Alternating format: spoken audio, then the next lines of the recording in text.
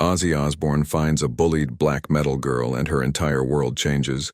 Birmingham breathed like a sleeping iron beast that evening, smokestacks standing like blackened fingers against a bruised sky, rain stippling puddles into rippling vinyl. Ozzy Osbourne stepped out of the studio with the careful tenderness of a man who had spent a lifetime making noise and learning when to be quiet. His breath fogged. A bus gasped past. Somewhere a night train moaned. Before we begin, tell us where in the world you're watching from.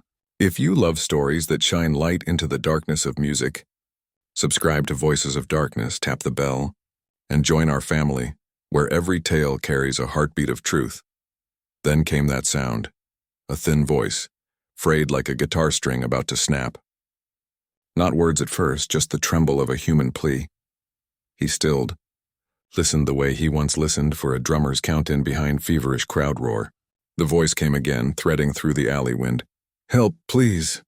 Ozzy followed, boots tapping a metronome along slick cobbles into one of Birmingham's old industrial parks. The place was a museum of ghosts, chain-link fences, shuttered warehouses, a tired oak shouldering the rain like an old soldier. Beneath it, a small shape in black. She crouched there, a gothic sparrow with mascara tracks like war paint. Her boots were muddy, her necklaces shattered, a black skirt torn at the hem, 3 silhouettes faded toward the park exit. Laughter clinking like empty bottles. One of them shouted over his shoulder, "We're leaving you here, weird girl. Maybe you'll learn to dress normal." Ozzy's jaw set, and for a breath it wasn't 2020's Birmingham. It was Aston, 1968, when kids sneered at long hair and called music a disease. He kneeled, palms open, voice soft. "Hey, love. You hurt?" Blue eyes looked up, raw and bright as new flame. I'm fine," she managed, just shaken. She glanced at the departing boys, then down at the mud eating her boots. Her bag was gone. So were pieces of herself. "What's your name?" Emma Williams." A breath later, as recognition landed. "Are you Ozzy Osbourne?" He smiled the kind of smile that says a storm can sit down and have tea. "That's what the passport says." She almost laughed even in the rain. "What did they take?" "My bag. CDs, posters, tickets. They said the music's devil stuff. Black metal, Emperor, Dark Throne. They think it makes me wrong." "Music doesn't make people wrong," Ozzy said, standing, offering his hand. "It makes them heard. Come on, Emma, let's get your voice back." They found the boys by the park's rusted gate, rifling through Emma's things under a flicker of sodium light. Jason, the tall one, held an Emperor jewel case like a piece of radioactive waste. Kyle, broad, impatient, fanned concert tickets. Marcus pinched a signed poster. Ozzy stepped into the light. The sodium bulb steadied as if even electricity wanted to stand at attention. "Oi!" he called, not loud, just final. They turned. The 3 expressions swung through disbelief into a panic trying to look like swagger. Jason swallowed. We were just..." "It's nothing to do with you, mate." "Wrong," Ozzy said, ambling forward with that particular stage gravity, the kind that turns a walk into a sermon. "It's to do with respect." "Hand her bag back." Kyle tried to laugh. "She's weird." "The music's not normal." "Normal?" Ozzy tilted his head. "You lads running the Department of Normal now? Congratulations." He pointed at the Emperor case. "That record's more complicated than your entire Spotify history. You know what harmony means? Arrangement? Atmosphere? Nah, of course you don't, because normal is a prison with comfortable wallpaper." Marcus scoffed, but it came out thin. "They worship the devil." Ozzy chuckled, low and old as an engine. "People been saying that to me for 50 years.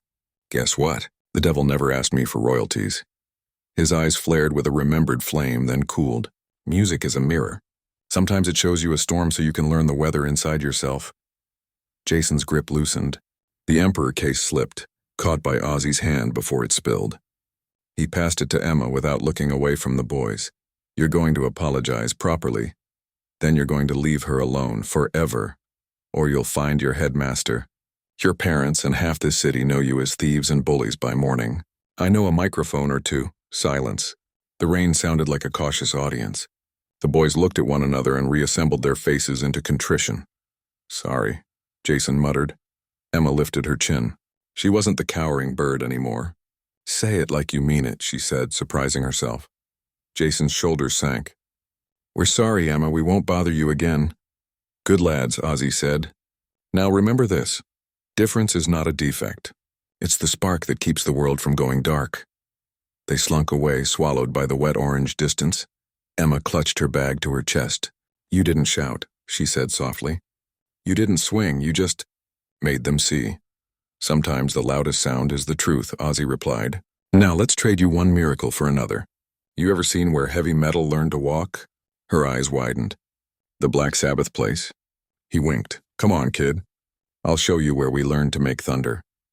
The old studio didn't look like destiny from the outside, just brick and memory. Inside it breathed history. Cables asleep like black snakes. A Marshall half-stack hunched like a saint in a chapel. Framed photos of 4 lads who'd dragged a planet into a new orbit by accident and insistence. Ozzy ran his palm along a battered amp. Tony found a sound one day, heavy like a foundry door, sweet as sin, and the world bent to listen. He gestured to a wall mic. Sang Paranoid with that thing. Might still smell the sweat. Emma's breath fogged the glass of a display frame. A scuffed Ibanez, strings tarnished like rings on an old king's fingers. Can I? Go on, Ozzy said. Music belongs to the living. She took it as if lifting a relic from a river. Her fingers found the fretboard like a pilgrim rediscovering a road. She glanced at him, seeking permission for something bolder. What have you got? He asked. She exhaled, and her hands drew a dark cathedral into the air. I am the black wizard spiraling out. Thin at first, then thicker. Gathering room dust and old stories until the notes sounded like fresh rain on an ancient anvil.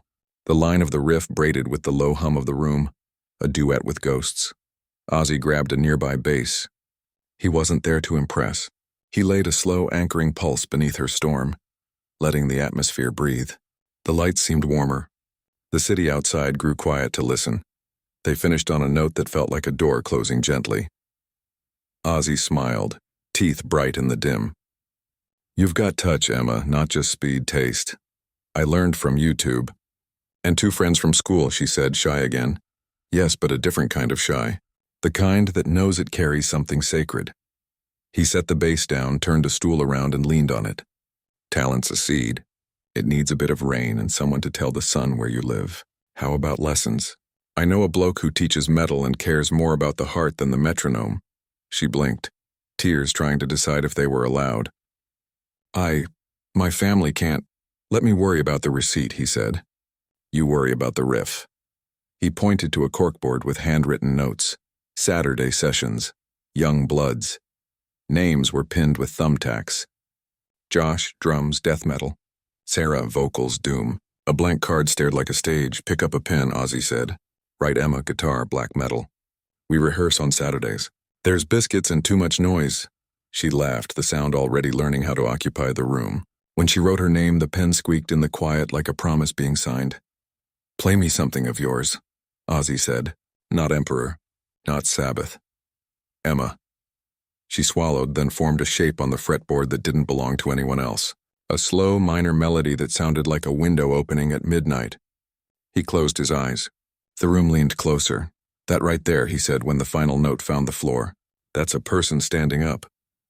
A week is nothing to a city, but it can be a lifetime to a kid. When Saturday came, the studio door thumped open to rain-wet trainers and shy hellos. Josh, 16, wiry and drumming on everything like his hands couldn't find rest if they tried. Sarah, 17, braided hair and eyes like dusk, set a microphone to the correct height by pure instinct. Emma entered in her Emperor tee. Guitar case in one hand, a new spine in the other. Emma, Ozzy called from the mixing board. Meet your conspirators. Josh, death metal heartbeat. Sarah, doom siren. This, he added to the room, is Emma, black metal architect. Josh grinned. We starting a supergroup or a war? Same thing, Sarah said. They played. Badly at first, like every band that ever mattered. Tempos fought. Egos sniffed like alley cats. Then came the click, always sudden, never explainable. The moment 3 separate storms find they can make rain together. Josh discovered he could pull blast beats back a hair to let Emma's tremolo patterns weave. Sarah learned to let silence widen before her low, melancholic tones arrived like a tide. Emma realized she didn't need to fill all the space. She could draw it. Ozzy didn't conduct so much as garden. A nod here. A lifted brow there. The occasional story like a fence to keep them from running off cliffs. They named themselves Darkened Dreams because it sounded like a place both safe and dangerous. A room where you bring your shadows and discover they can sing. In the second week, Emma stayed late. Her fingers were raw, mind buzzing.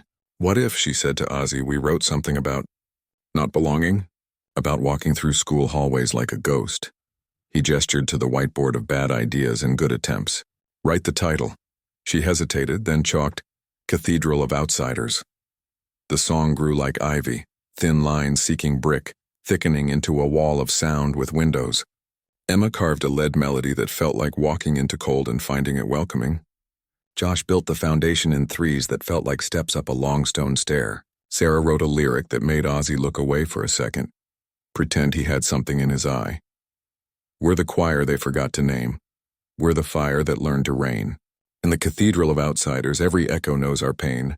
Emma's solo didn't shred, it spoke. Bends like sighs. A final note held until it almost broke, but didn't. Again, Ozzy said, voice low with pride. Let the walls remember you. They played it 3 more times. The room did. At school, Jason and the others learned how small a person feels when they meet a gaze that doesn't need their permission to exist. Emma walked past them and let the hallway widen. Rumors ran about a studio, about a legend, about a girl who wouldn't bow. The rumors were true in all the ways that mattered and wrong in all the ways that didn't. Act fee. The night the city listened, $35.40. A month later, the old studio hosted a small showcase, just locals and the handful of ghosts that always come when amplifiers warm. Folding chairs, thermoses of tea, a banner hand-painted by Sarah's little sister. On the makeshift poster, Young Blood's Darkened Dreams plus Friends backstage. If you could call a hallway with a broom closet a backstage. Emma sat with her guitar across her lap, fingers tracing the fret markers like rosary beads. She felt every old bruise and every healed one. She felt the night she cried beneath the oak and the day she wrote her name on a card, and the sound of Ozzy's bass under her first brave riff. He leaned against the doorframe, arms folded. Stage'll give you what you give it, he said. Give it the truth, she nodded. What if my voice shakes? Then the note will tremble for you, he said, and someone out there will hear their own tremble and know they're not alone. They took the stage. Josh counted in with sticks clicking like anxious teeth. The first song went by in a blur of light and breath. Then they set up Cathedral of Outsiders. Emma stepped to the mic. The crowd was small. Neighbors, parents, a handful of city kids, but in that room the number didn't matter. It never did. This is for anyone who's been told they're too much or too little, she said. Anyone whose clothes are wrong, whose music is wrong. Anyone who's been laughed at for the shape of their silence. She met Ozzy's eyes offstage. He nodded once. The opening riff rose like mist over stone. Josh's drums weren't loud. They were deep. Sarah's first line carried the taste of rain. Emma's fingers found that solo again. The one that didn't brag. It told. The final note held, and the room held with it, every chest forgetting to breathe until it landed like a bird coming home. Silence, then a sound bigger than the chairs. Not just applause, permission. The room said, "We see you." After, people mingled awkwardly in the way of British applause, compliments disguised as comments about the weather.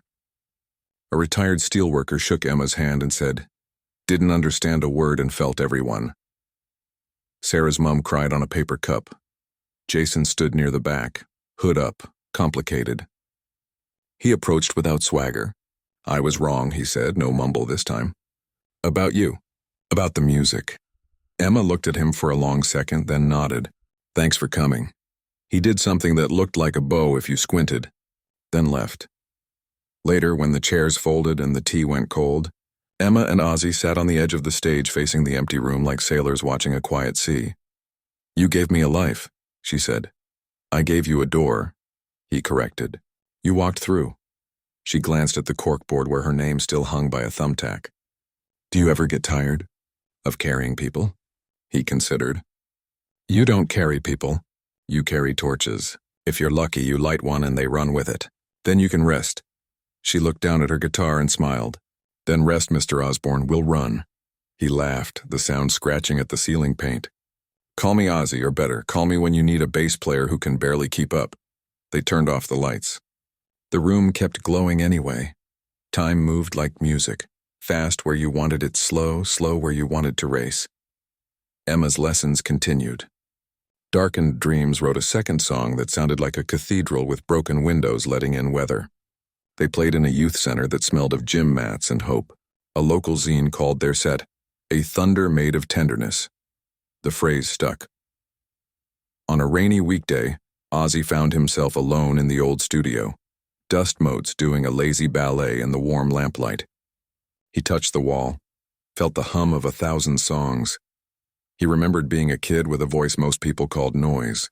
He remembered a city that taught him both the weight and the worth of steel. He remembered a girl beneath an oak tree whose voice trembled and then learned to fly. He whispered to the empty room as if it were an old friend. It's not the noise that defines us. It's the truth behind it. Outside, the rain eased. Somewhere in Birmingham, 3 teenagers argued about snare tone, and a mother told her daughter she sounded brave, and a boy decided to grow his hair out. And in a small bedroom colored by band posters and hope, Emma bent a note into a smile that no one could take from her again. If this story moved you, share it with a friend who understands the power of music, empathy, and rebellion. Smash that like button, drop a comment with the words "Darkness Unites," and make sure you're subscribed to Voices of Darkness for more cinematic tales of legends and souls who dared to be different.